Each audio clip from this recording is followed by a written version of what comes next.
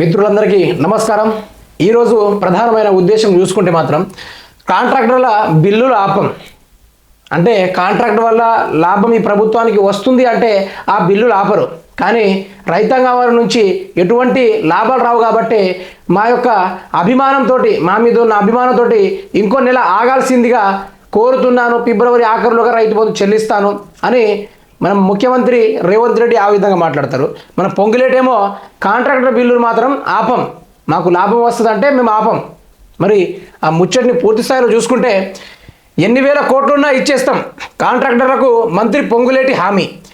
మీ అందరితో పాటు నాకు లాభం జరుగుతుంది, మిగతా మంత్రులను ఒప్పించే బాధ్యత తనదన్న మంత్రి పొంగులేటి శ్రీనివాస్ రెడ్డి. కాంట్రాక్టుల ద్వారా మన పొంగులేటి గారికి అయితే లాభం జరుగుతుందట. దాని ద్వారా ఈ ప్రభుత్వంతో ఏదైనా ఒత్తిడి వస్తే మిగతా నాయకులను ఒప్పించే బాధ్యత నాది అని మన పొంగిరెడ్డి గారు అయితే ఆ కాంట్రాక్టులతో ఈ విధంగా మాట్లాడడం జరిగింది. మరి ప్రజలందరూ రాస్తా రోకోలు ధర్నాలందరూ చేస్తూ ఉంటే మరలు మిగతా మంత్రులతో మాట్లాడి ఎందుకు ఒప్పియడం లేదు? మరి ఈ ప్రభుత్వం ఏర్పడింది ప్రజల్ని బాగు చేయడానికి మాత్రం ఎంత వాస్తవానికి కాదు. ఈ ప్రభుత్వం ఏర్పడింది వారు ఏదైతే ఎన్నికల కోసం ఇన్ని సంవత్సరాలుగా పాటుపడుకుంటూ వచ్చి లక్షల కోట్ల అప్పులకు కూరుకుపోయారో ఆ అప్పుల్ని పూర్తి స్థాయిలో కప్పిపించుకోవడానికి మరియు వారు సంపాదించుకోవడానికి. హైదరాబాద్లో జరిగిన ఆల్ ఇండియా బిల్డర్స్ కన్వెన్షన్లో రాష్ట్ర మంత్రి పొంగిలేటి శ్రీనివాస్ రెడ్డి మాట్లాడిన మాటలు కాంట్రాక్టర్ల పట్ల కాంగ్రెస్ ప్రభుత్వానికి ఉన్న చిత్తశుద్ధిని తెలియజేస్తున్నాయి.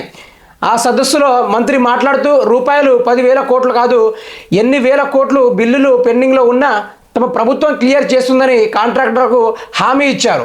ఇదే విధంగా ఈ కాంట్రాక్టర్లట ఎన్ని నెలల బిల్లులు ఆగి ఉన్నాయో దాన్ని పూర్తి స్థాయిలో అమలు చేయడానికి బడ్జెట్ని రిలీజ్ చేస్తాం అని మన పొంగిరెడ్డి గారు ఈ విధంగా అంటే, మరి రైతులందరూ వారి యొక్క రైతు భరోసా అదేవిధంగా రైతు రుణమాఫీ ఇప్పటిదా కాకుండా రైతులు ధర్నా చేస్తూ ఉంటే మరి ఆ పెండింగ్ బిల్లు చెల్లించకుండా కొన్ని వేల కోట్ల రూపాయలు ఆర్బీఐ నుంచి అప్పులు తీసుకొచ్చి ఉన్న ఖజానా మొత్తం వీళ్ళు లూటేసి గత ప్రభుత్వం మీద తోస్తున్నారు. వీళ్ళైతే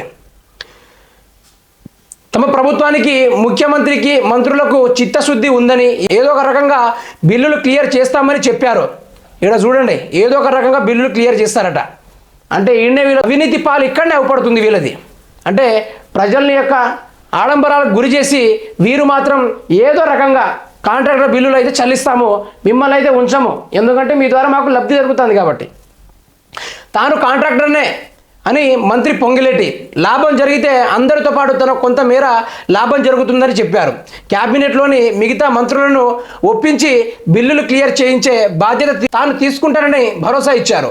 మరోవైపు అదే సదస్సులో మాట్లాడిన సీఎం రేవంత్ రెడ్డి కాంట్రాక్టర్లకు తెలంగాణ ప్రభుత్వం అండగా ఉంటుందని భరోసా ఇచ్చారు. కాంట్రాక్టర్లకు స్పెషల్ విలేజ్లు ఉండాలన్న ఆయన దానికోసం కాంగ్రెస్ ప్రభుత్వం కృషి చేస్తుందని చెప్పారు. గొర్రె బలిస్తే గొల్లాయిలకు లాభం జరిగినట్టు కాంట్రాక్టర్లు బిల్డర్లు ఆర్థికంగా బలపడితే రాష్ట్రం ఆర్థిక వ్యవస్థ బలపడుతుందని, రాష్ట్రం నిలబడుతుందని ఆయన అన్నారు. అంటే ఈ ఓన్లీ బిల్డింగ్లు కన్స్ట్రక్షన్ చేసుకొని రోడ్లు వేసుకుంటే రాష్ట్రం బాగుపడిపోయినట్టేనా?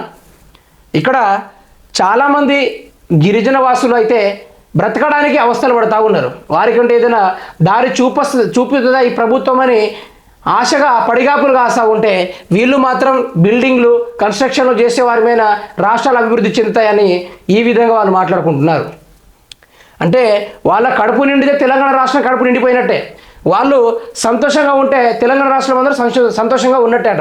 ఈ పరంగా చూసుకుంటే కాంట్రాక్టర్లు రాష్ట్రం నిలబడుతుందని ఆయన అన్నారు. కాంట్రాక్టర్లకు సమస్యలు రాకుండా చూసినప్పుడే రాష్ట్రంలో మంచి ప్రభుత్వాన్ని పాలనను అందించినట్టు అవుతుందని చెప్పారు. కాంట్రాక్టర్ల సమస్యలకు తమ ప్రభుత్వం పరిష్కారం చూపిస్తుందని హామీ ఇచ్చారు.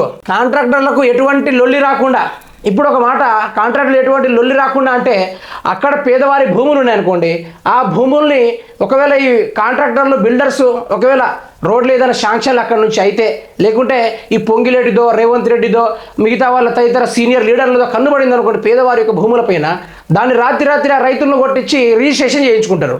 మరి ఆ రైతాంగ వారు పొద్దున ధర్నాకు దిగితే అటువంటి లొల్లిలు రాకుండా చూసుకోండి. అలా చూసుకుంటే మేము మరింత ముందుకెళ్ళి అన్ని బిల్డింగ్లు కట్టేస్తాము, పేదోళ్ళ పైన పిల్లర్లు నింపేస్తాము అన్నట్టుగా ఈ విధంగా మాట్లాడుతున్నారు పొంగిరెడ్డి గారు. అయితే మీకు ఎటువంటి ప్రాబ్లం లేకుండా మీ ద్వారా ఈ ప్రభుత్వానికి మాకు కూడా అంతో కొంత లబ్ధి జరుగుతుంది కాబట్టి మేము ఏమన్నా చేస్తాం, మీ బిల్లులు ఒక్క రూపాయి కూడా ఆపకుండా ఇస్తాం. ఆ బిల్లులు ఏదో రకంగా అవినీతికి పాల్పడో లేకుంటే ఖజానా లేదనో ఏదో లేదని మీకు వెనక నుంచి అయినా సరే బిల్లులు కడతాని ఈ విధంగా కాంగ్రెస్ పార్టీ బిల్డర్స్ మీటింగ్ పెట్టడం అయితే జరిగింది. తెలంగాణలో ఉన్న గరీబ్తనమే కానీ తెలంగాణలో రైతాంగం వారికి అడపదడప ఆదుకునే సహాయం కూడా చేయని ప్రభుత్వం అయితే బిల్డర్లకు వారైతే భుజం దట్టి మరి అవినీతికి పాల్పడిపోండి, మేము దానికి ఎదురుండి మీకు ముందుకు నడిపిస్తామన్నట్టుగా మాట్లాడుతున్నాడు. ఆ భూమిని కాపాడుకోవడానికి తాను పండించిన పంటను నలుగురికి చేర్చడానికి రైతు పడుతున్న తాపత్రయాన్ని మాత్రం అర్థం చేసుకోకుండా నానా దుర్భాషలు మాట్లాడుతున్నారు. రైతు తోడుగా ఆసరగా నిలిచే పెట్టుబడి సాయాన్ని రైతుల అకౌంట్లో వేస్తామని చెప్పి ఇప్పటి వరకు సక్రమంగా వేయలేకపోయింది. రైతాంగం వారికి అర్థం కావాల్సింది ఏంటంటే తెలంగాణ రాష్ట్రంలో రైతాంగం వారే ఎక్కువ, చాలామంది వాళ్ళే. చాలామంది రైతాంగం వారు రాష్ట్రం వైపు ఇటు రైతు బంధు పూర్తి స్థాయిలో ఇస్తుందా లేకుంటే రుణమాఫీ చేస్తుందా మాకంటే ఏదైనా శుభవార్త చెప్తుందా అని రైతులందరూ పడిగాపులు కాస్తూ ఉంటే ప్రభుత్వం సైడ్ ఎదురు చూస్తూ ఉంటే దాని గురించి మాట్లాడిన ఈ ప్రభుత్వం అయితే కాంట్రాక్టర్లకు అయితే ప్రోత్సహించి వారి బిల్లుల్ని ఆపకుండా ముందుకైతే తీసుకెళ్లడం జరుగుతుంది. మరి మీరు ఏ పాలన తీసుకొచ్చారో చూశారు కదా. ఇటువంటి పాలన ముందుకొచ్చింది కాబట్టి వారు ఇక్కడ ప్రజల్ని అభివృద్ధి చేసుడేందో కానీ వారు లాభదాయకమైన పనులకు మాత్రమే ప్రోత్సహిస్తున్నారు.